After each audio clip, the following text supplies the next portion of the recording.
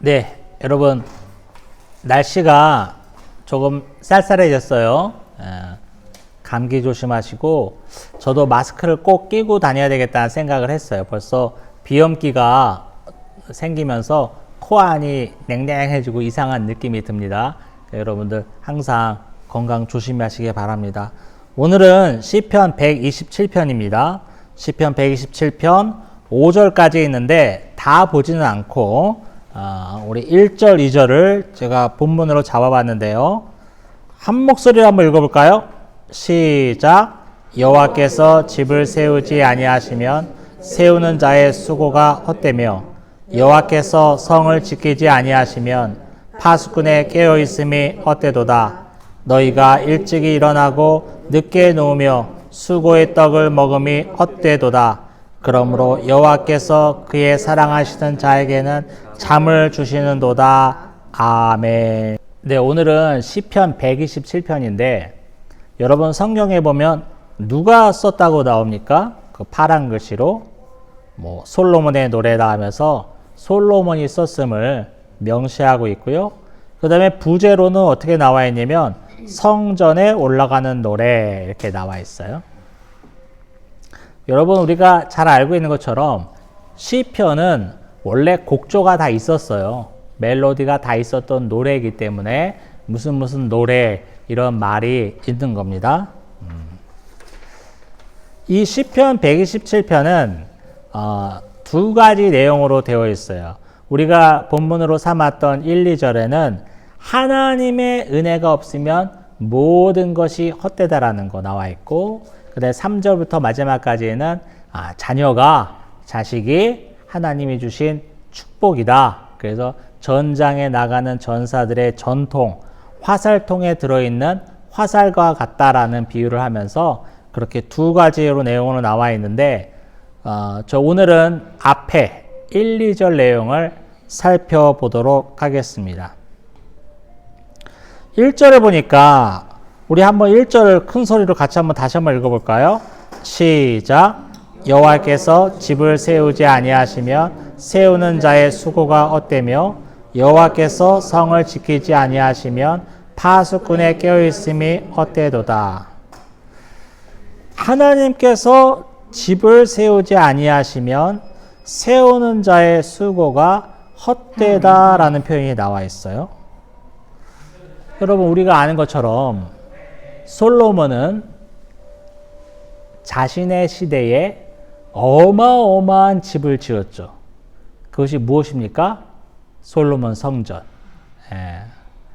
다윗 왕 때는 하나님께서 짓기를 허락지 아니하시고 너는 피를 많이 흘렸으니까 네 아들이 짓겠다라는 하나님의 명령과 함께 정말 솔로몬 그 아들 때에서 다윗 왕의 엄청난 재력과 또 엄청난 왕권을 이어받은 솔로몬이 하나님의 성전을 7년간 지었습니다.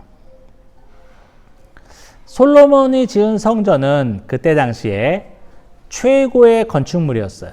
그래서 많은 주변의 왕들이 솔로몬 성전을 찬양하고 흠모하고 심지어는 그것을 보기 위해서 예루살렘을 방문한 내용이 구약 성경에 기술되어 있죠. 정말 최고의 건축물이었어요. 솔로몬은 당시 최고의 집을 지은 사람이에요.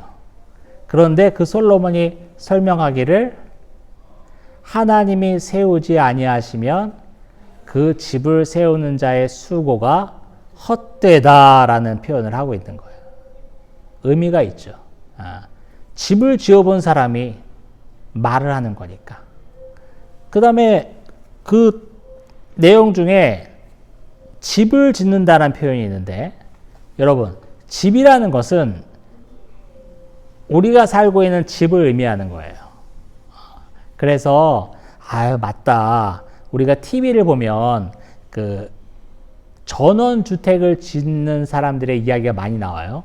건축 프로그램에도 많이 나오고 그래서 이제 자기는 노후를 대비하기 위해서 이렇게 살아야 되겠다 생각하고 일찌감치 땅을 사고 또 설계를 자기가 직접 했으며 이렇게 짓는 과정도 자기가 함께 했다라는 것을 얘기하면서 소개하는 프로그램이 있잖아요. 그러면 여러분, 저는 뭐 평생 집을 질 리가 없을 거라고 생각되는데 집을 짓는 걸 생각해 보세요.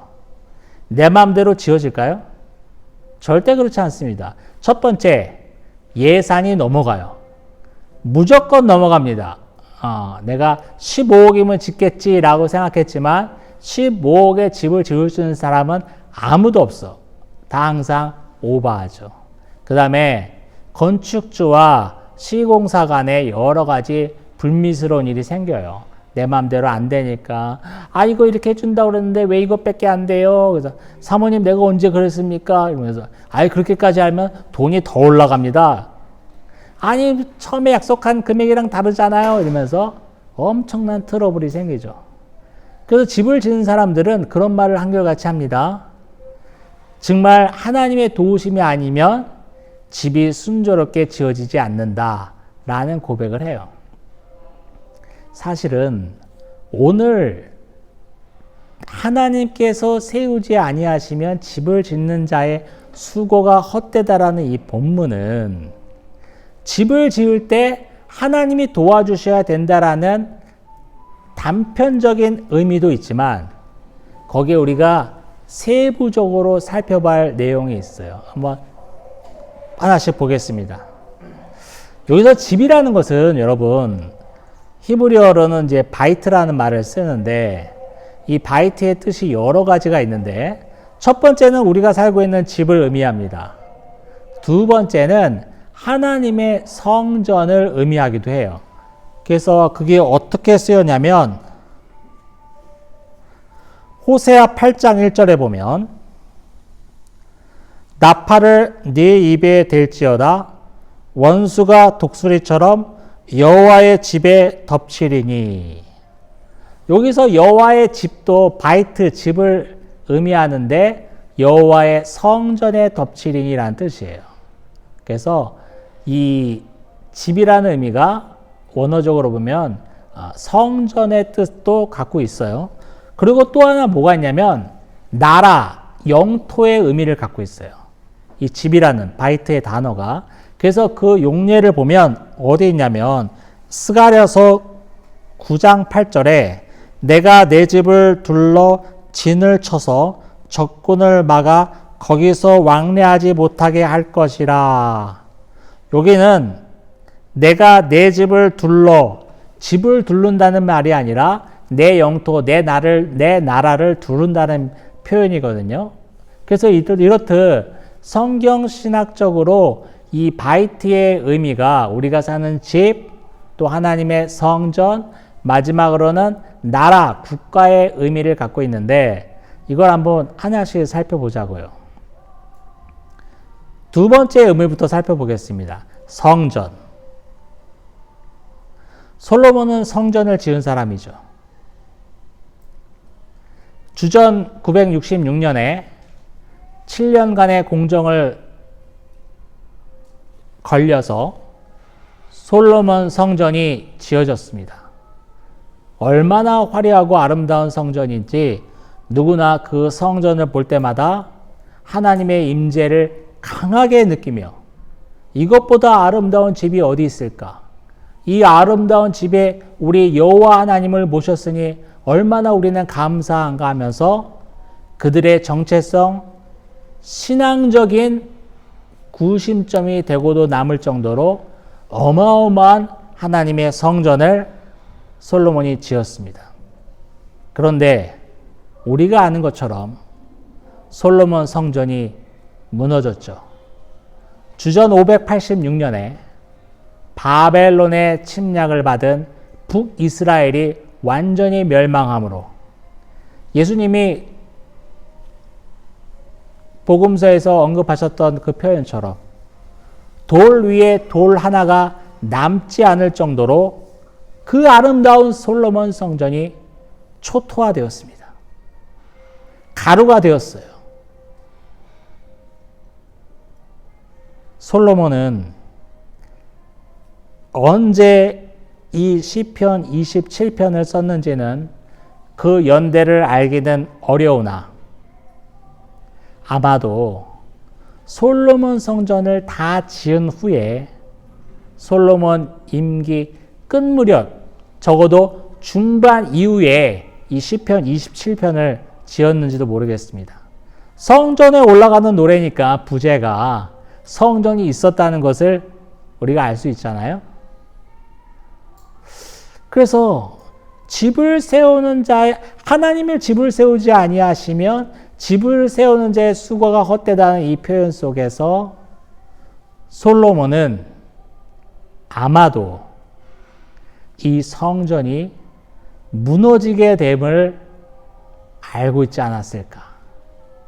그런 추측도 잠깐 하게 되고요. 우리가 역사적으로 사실적으로 접근하면 뭐예요? 아무리 화려하게 지은 솔로몬 성전도 하나님의 은혜가 떠나면 초토화되고 가루가 된다는 것을 우리가 알아야 된다는 거예요. 하나님은 어느 건축물에 제한되는 분이 아니시기 때문에 그렇습니다. 아름답게 지었다고 그 당시 세계에서 가장 화려하게 딱 건축물 보기만 해도 하나님의 임재가 느껴지는 것 같고 하나님의 은혜가 확 오는 것 같게 지었다고 해도 결국 그 안에 하나님의 은혜가 없다면 그 화려한 건축물도 아무 의미가 없음을 우리가 알 수 있습니다. 성전의 세 번째 뜻은 나라의 뜻, 국가의 뜻이 있다고 그랬죠. 정말로 솔로몬이 시편 27편에서 얘기했던 것처럼 그 집이 무너졌죠. 왜 무너졌습니까? 솔로몬의 아들은 르호보암이에요.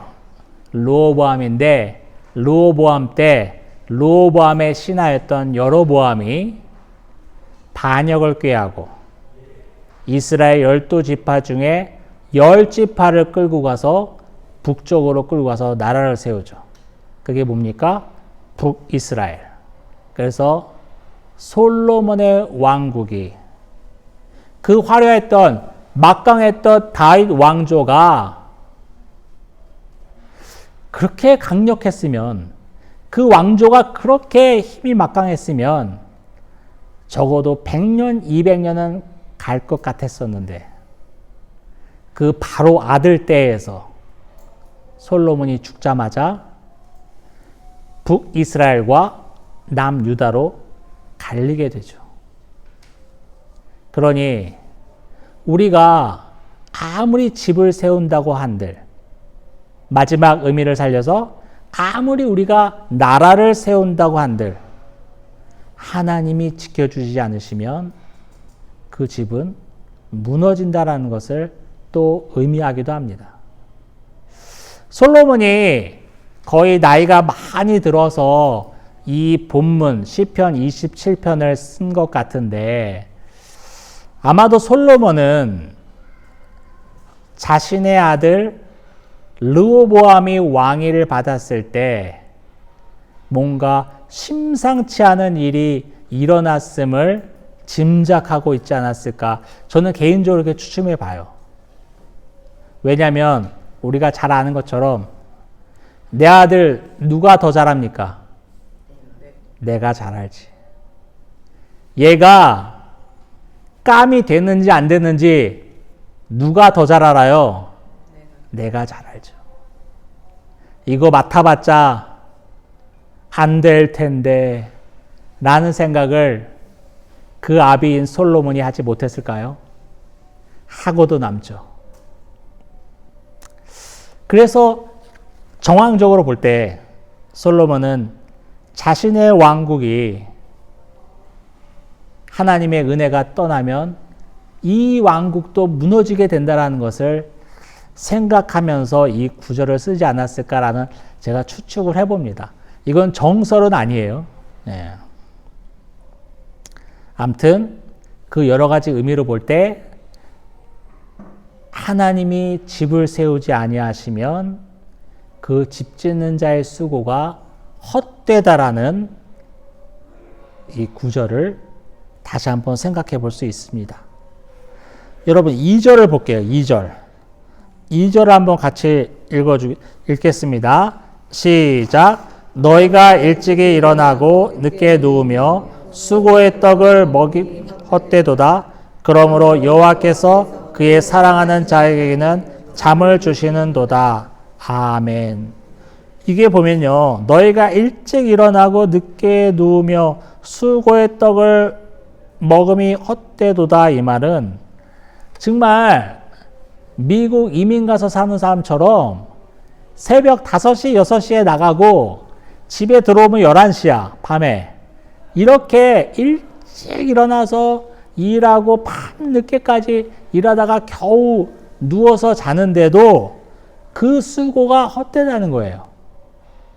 그렇게 열심히 사는데도 헛되다는 거예요. 왜 그럴까요? 요즘 누구나 다 열심히 삽니다. 누구나 다 최선을 다해서 열심히 살아요.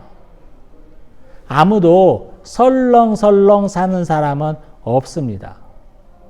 이 서울 대도시 안에서 한 가정을 꾸리면서 사는 것이 그렇게 녹록지는 않습니다. 열심히 일하고 또 2잡, 3잡까지 해가면서 애들 엄마까지 알바하고 일하면서 살아도 겨우겨우 살 수 있는 게 우리 대도시의 삶인데 그렇게 사는 게 헛되다는 거예요. 그러면서 생뚱맞게 뭐라고 하십니까? 하나님이 사랑하시는 자에게는 잠을 주신다. 우리가 많이 언급되는 그런 구절인데요. 오늘 그 내용을 드디어 알 수 있게 됐네요.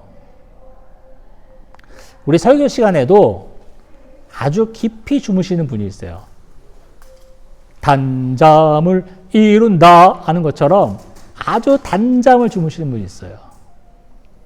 그래서 저는 한편으로 내 설교가 이렇게 흥미없나?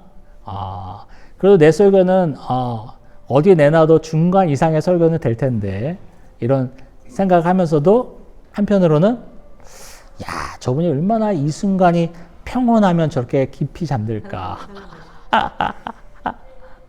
그런 생각을 해봐요. 여러분 자려고 누웠을 때 아무 걱정거리가 떠오르지 않고 잘 수 있으면 그 사람 행복한 거예요. 자려고 누웠는데 온갖 걱정거리가 다 생각나. 그리고 온갖 여러 가지 일들이 막 지나가. 이런 사람 행복하지 않은 거예요.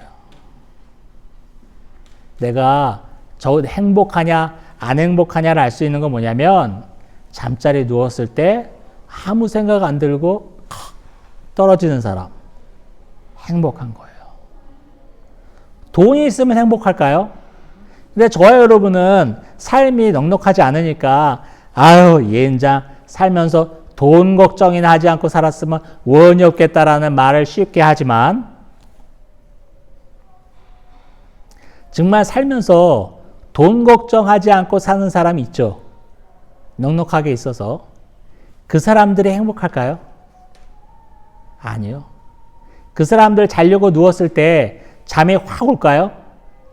아니요, 그렇지 않아요. 우리말에도 천석구는 1000가지 걱정, 만석구는 10,000가지 걱정이 있다는 말이 있습니다. 돈이 많으면 그만큼 걱정이 많아요. 지난주에 이어서 우리 삼성전자 이재용 회장이 계속 언급되는데 우리 이재용 회장님 잠잘 때 떨어질까요? 절대 안 떨어져요. 얼마나 머리가 복잡하겠어요. 이거 오늘 이렇게 결제 왔는데 이거 결정이 맞을까. 우리 12명, 13명 데리고 수련회 갈 때도 제가 잠이 안 오더라고. 그날. 이거 비는 오고, 이거 우기에다가, 이거 비 오면 이거 우리는 어디로 가야 되지? 제가 잠이 안 오더라고요. 여러분, 12명 데리고 수련회 가는 안목사도 잠이 안 오는데, 삼성전자 이재용 회장이 잠이 올 리가 있겠습니까? 절대 안 오죠. 행복하지 않은 거예요.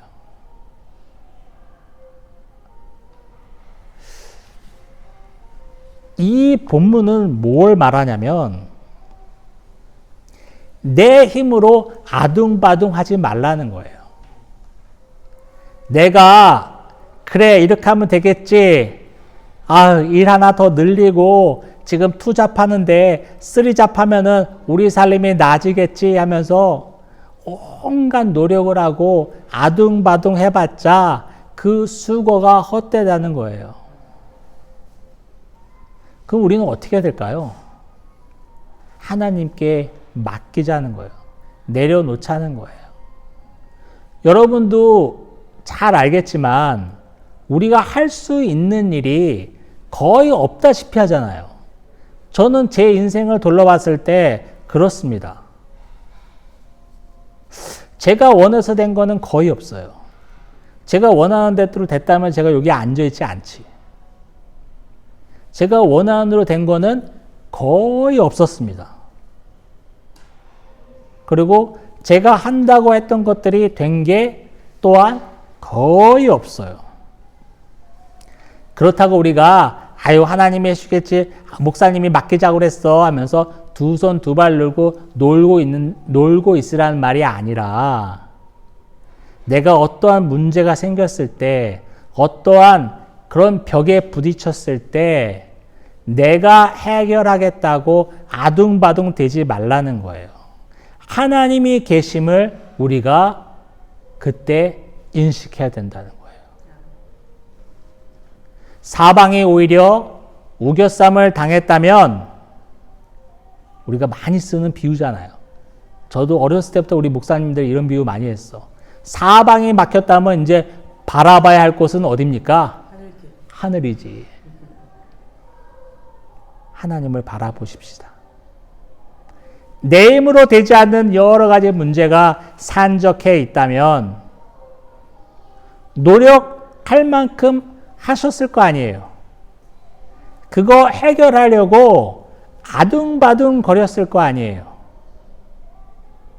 그런데 안 되잖아요. 그러면 어떻게 되는 거예요? 이제 하늘을 바라보자는 거예요. 하나님이 분명히 함께 하실 겁니다. 하나님이 분명히 도와주실 거예요.